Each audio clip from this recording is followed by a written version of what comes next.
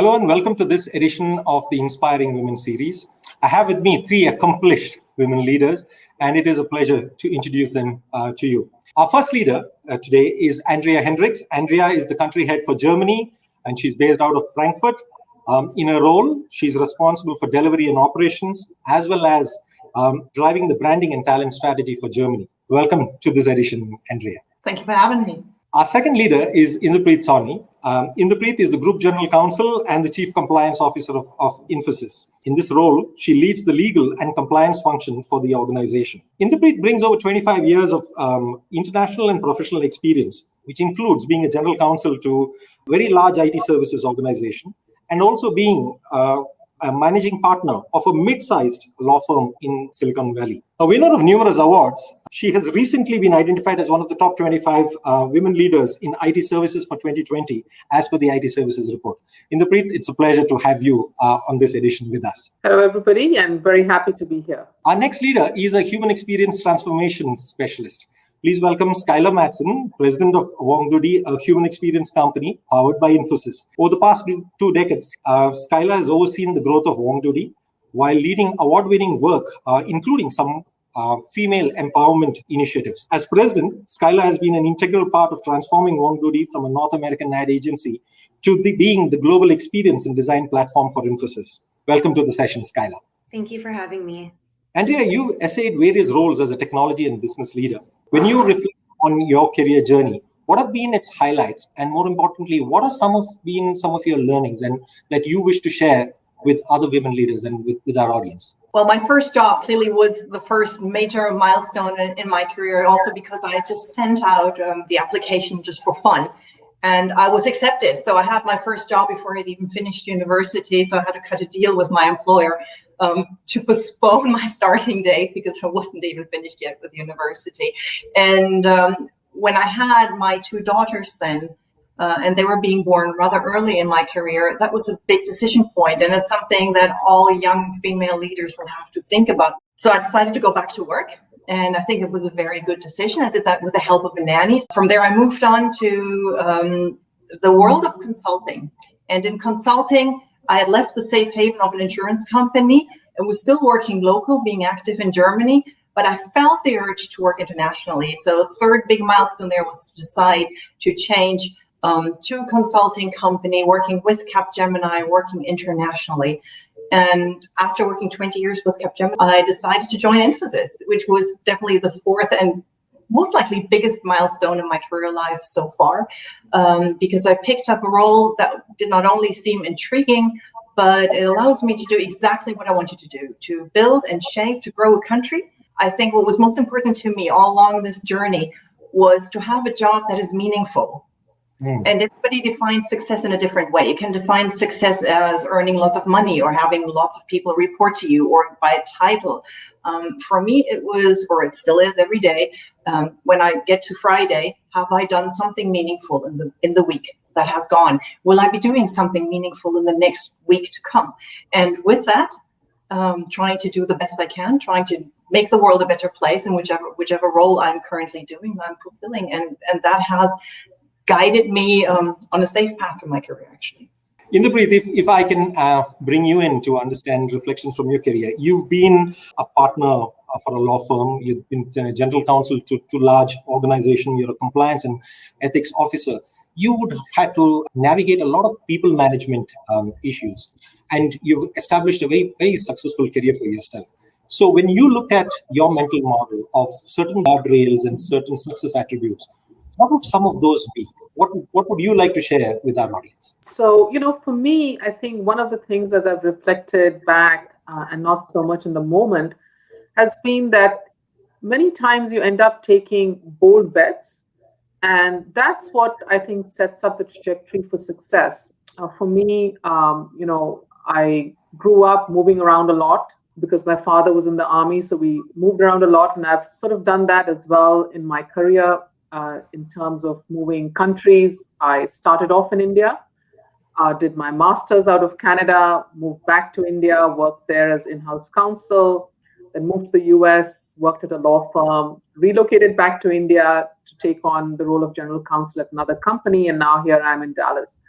And in many of these things, if you think about it, my move sort of back to India after having lived in the US for over a decade was somewhat bold, but that's something that I feel, and I would invite other leaders to take chances, so that it can set you up for success and give you opportunities that you wouldn't otherwise have. If I were to just follow on that, given the nature of your role, I'm sure you've had to navigate some very difficult conversations. How have you managed that?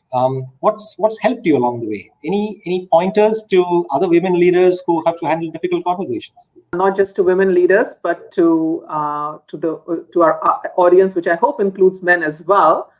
I think with difficult conversations, the first thing that we tend to do is avoid having them. So my first input would be that have them sooner than later, because avoiding is not going to give you the solution that you're looking for.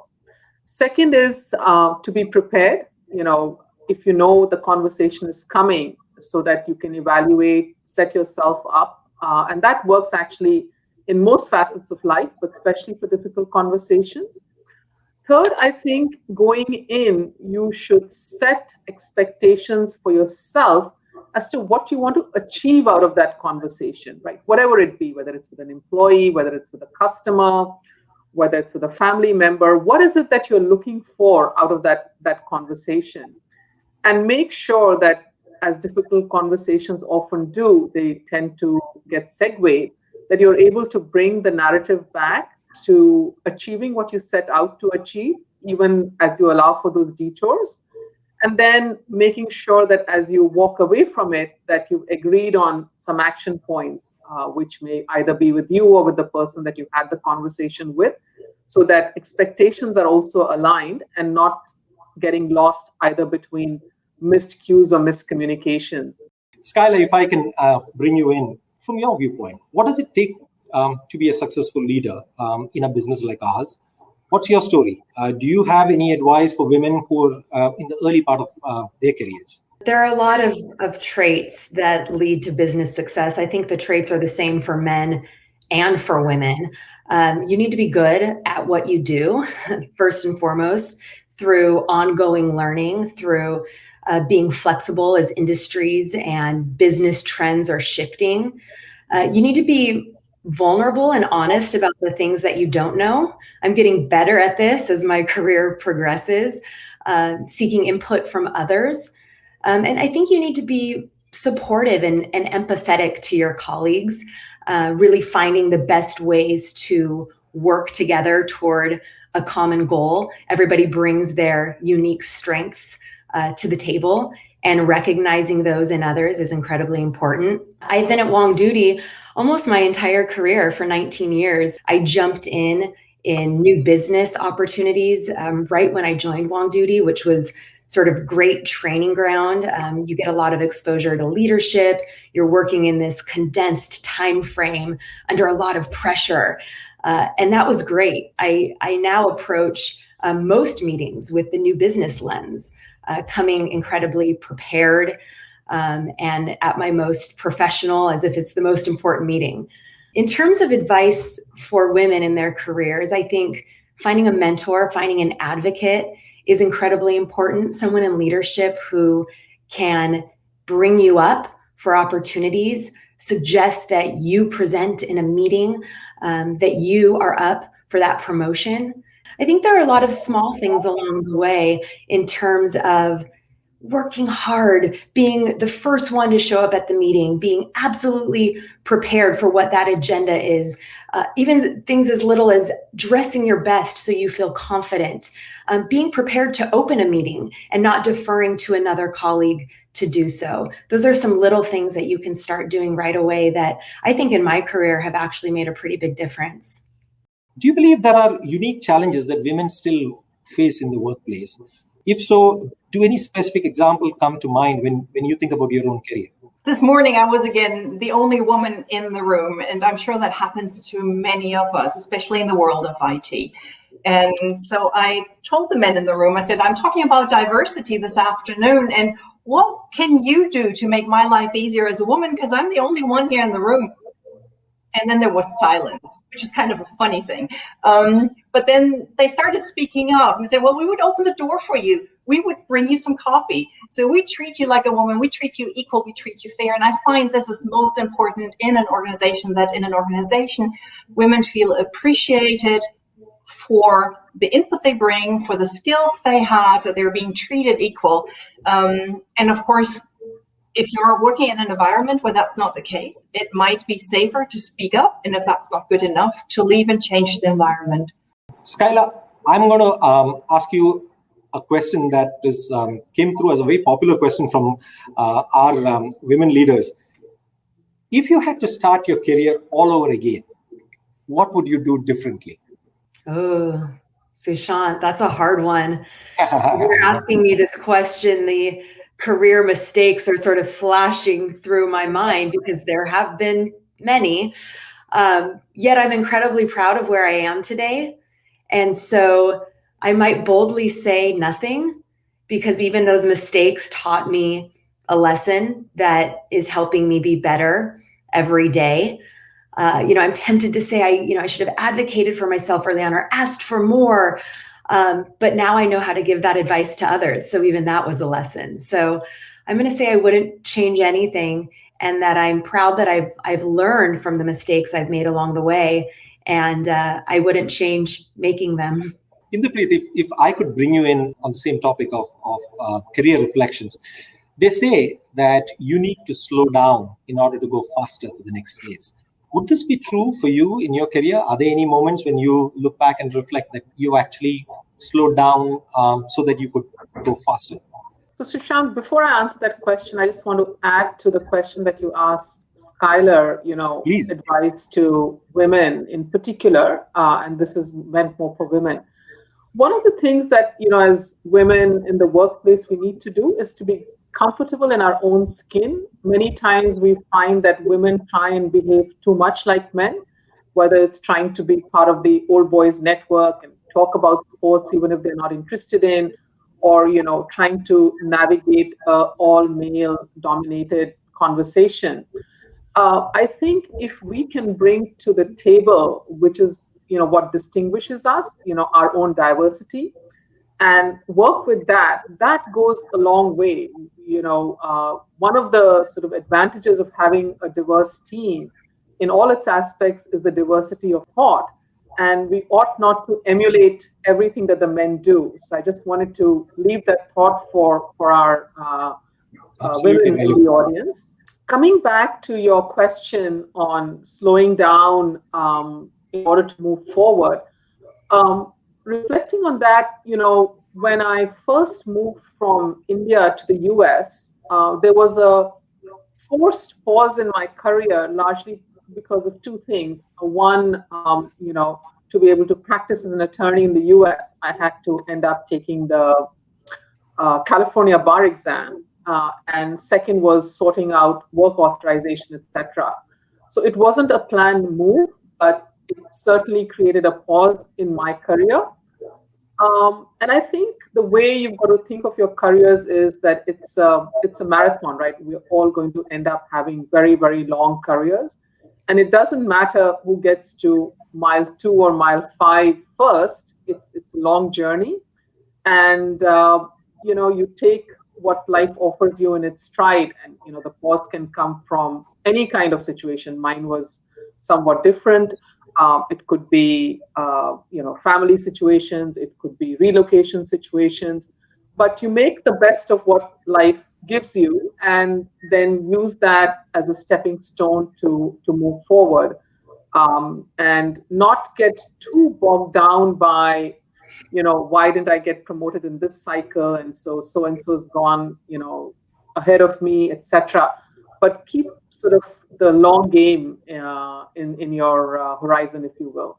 Inderpreet, I think that is so wise, that the advice that women don't need to try to be like men. And I think there's a lot of conversation around, as women, we've struggled, and, these are all the things we're up against. I think as women, there are so many strengths that we naturally have that we should lean into.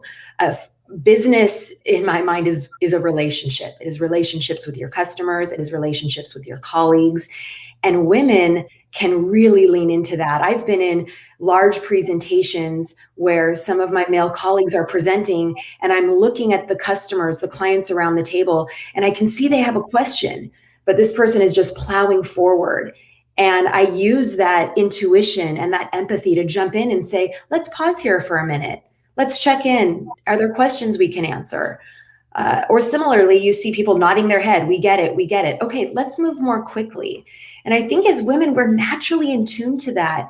And we shouldn't be afraid to lean into that because it's something unique that we can bring to the table. When I look at it as an industry and specifically also as an organization, we find that we have improved miles on our diversity at the entry levels. Then we find that it starts to lessen at the middle levels of careers. And then we struggle to have a leadership pipeline of having women in leadership. Why do you think that is? What can we do to make this better? Thank you, Sushanth. So let me paraphrase Ruth Bader Ginsburg, who was on the United States Supreme Court. And she said, true equality will come to us when men take up equal responsibility for raising the next generation. And today, organizations are nothing but a reflection of the society around us, where primary responsibility for raising children inevitably falls on women. Maybe there are a few exceptions. So I think that needs to change. And therefore, I give a sort of call out to all our male colleagues that, in whatever way they are participating in family lives, in their own personal way, should take on that responsibility of raising the next generation so that it's not the responsibility of the women in their lives. And, once you do that, then that gets reflected in the workplace equally as well, right? Then employers don't think of women that they will lose to motherhood or have them take long pauses. I think Europe has done that probably much better than the rest of the world, but we have a long, long way to go. In the meantime, on a more practical basis, while we are waiting for that dynamic to change, I would say that to the women who are responsible for raising children largely, is to create a structure around themselves, a support structure in whatever form it takes, right? It could be the nanny that Andrea talked about. It could be extended family. It could be your neighbor. You don't have to do it alone. And there is no downside in getting appropriate help. So, and once we put these frameworks in place, you have the men step up, you have your own sort of structure created, your own social fabric to support you. And then you leverage technology in the way that when my son was growing up, we didn't have. And hopefully then we retain and grow and create more women leaders. As I was listening to you, Inderpreet, it also struck me that all three of you are accomplished leaders, but you're also mothers. So Skyler and Andrea, if I can get you to add on to what Inderpreet is saying. I love everything Inderpreet said. I want to highlight the fact that at the corporate level, HR policies need to include paternity leave as well as maternity leave for the same amount of time. And then on the ground level, men need to take it. They need to take time away to support their families as well. I'd add to that, sometimes work-life balance comes into play when we're talking about motherhood. And for me, there isn't a balance, there's a blend. I bring my work home. I mean, now, literally, but even before the pandemic, I would bring my work home, and I bring my children to work. Again, literally, if they have a day off school, I like them to come to the office because I have 3 sons, and it is so important for me that they see their mom in a leadership position and they know that women can do anything. I've been a single mom for the last 16 years. And I can only support what Inderpreet just said, is we need to have a support system, and we should not be afraid to ask for the support system, but then also trust it, and do not be afraid of society expectations coming towards you, calling you a bad mom just because you also like to go to work, you like to have a fun job, you like to have both sides of the coin, right? Being a good mother, but also having fun at work and having a career at work. Both is possible. Just trust the environment and go for it. this is a question for all of you, and I'm hoping to get personalized answers from each one of you. The first question is, who have been your biggest allies in your career journeys? Did they happen to you naturally, or did you do something specific to seek them out? Sure. I picked a coach roughly 15 years ago, and he's been with me ever since. And I'm very happy of the support I'm getting, because it's a person I can turn to day and night if need be, with a lot of experience, not even particularly in the IT industry, but just on a human level. And that helps a great deal.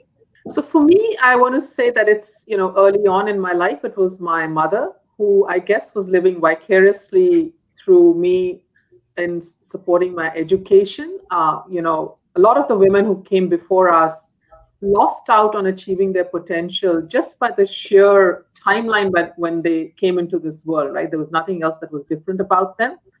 And then moving forward, I've had a very, very strong ally in my husband who's supported me in all of my career choices that I've made. So I guess I didn't seek them out. They happened naturally. I have 3 incredibly important allies. I'm going to answer on the professional side. They're all men. Ben Weiner and Tracy Wong, the CEO and the Chief Creative Officer of Wong Duty, and Ravi Kumar S. Have been incredibly supportive, giving me so much opportunity. And men can be allies too, is really the point that I want to make. I didn't formally seek them out, but I've always been ambitious and asked a lot of questions. And so maybe I sort of naturally forced them into the role. Let me move to the second question. How has the organization helped you or supported you in your respective career journeys? So Infosys is very supportive of women, which makes it a great place to work, really. They've offered me a special personalized coaching training, especially for women, which I very much appreciated. A great thing, and lots of learnings. I think that if you see something that you want to work on, there's an opportunity and the organization rallies behind you. Right. Even the initiative that you and I are working together on getting our women leaders to the next level, the training that we're doing, the support that has come for that project, if you will, has been incredible. So I've really appreciated that. And there are many such instances where you only have to ask and you get the support of the organization. So I think we're very grateful for that. I think Infosys does an amazing job with training at all levels. I think at the most senior level, there is a lot of opportunity for speaking engagements and travel, being on panels, being in large new business pitches. I would encourage Infosys to open up more of that type of opportunity to women that are mid-career, so you don't have to wait until you're at the most senior level to get a shot at the big new business opportunity or be on stage talking about a customer success story. So let's go on to our third question, and I'm going to reverse the sequence. So Skyler, I'm going to begin with you. What do you do daily or otherwise to boost your career? I network. I spend so much time on LinkedIn looking for relationships that I'd like to build. I send notes, I send messages, I invite women to virtual coffee. I really try to expand my network of other professional women whom I can learn from and potentially do business with. For me, Sushanth, it's trying to add to my existing knowledge base. So some form of learning, even if it's very small, I'll try and read something, whether there's some development in the legal world or something on a business side, even if it's small. I make a conscious effort to spend a few minutes every day trying to learn something new, read up on something. What I would like to add is to also balance, because it is important not to burn out. So there will always be more mails, there'll always be more meetings, there'll always be also privately more friends we could visit or more windows we should be cleaning. So to have that balance and to be okay with the balance, not to have the expectation here and the balance down here. So it needs to be, expectations and actions, they need to balance out. Let me go to our fourth question, which is, you are very accomplished leaders. How have you grown other women leaders? There's a few things that I've done to grow other women leaders, and I think this is also advice for what men can do to grow women leaders. And the first is give them opportunity to work on big, important projects. The second is promote them.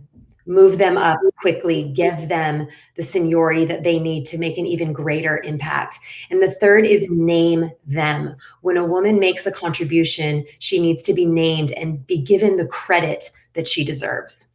I think it's trying to find the women that you'd like to mentor and work with them, even if it's not a formal mentorship relationship, but steer them towards what you think would help them make a difference.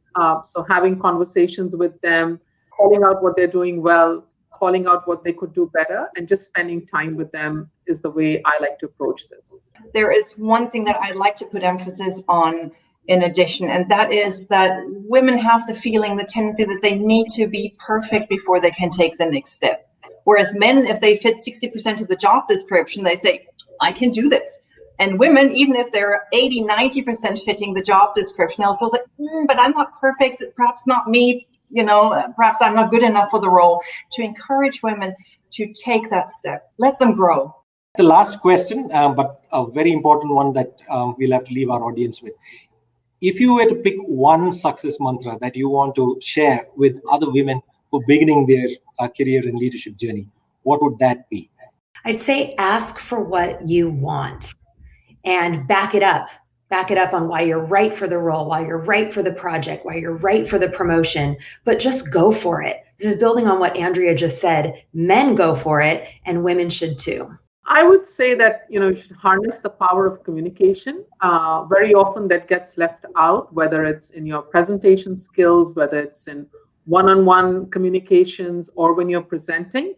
And it's a very, very powerful tool that's often overlooked. And if people can hone that, both men and women, I think it would sort of take them a long way in achieving whatever goals they set for themselves.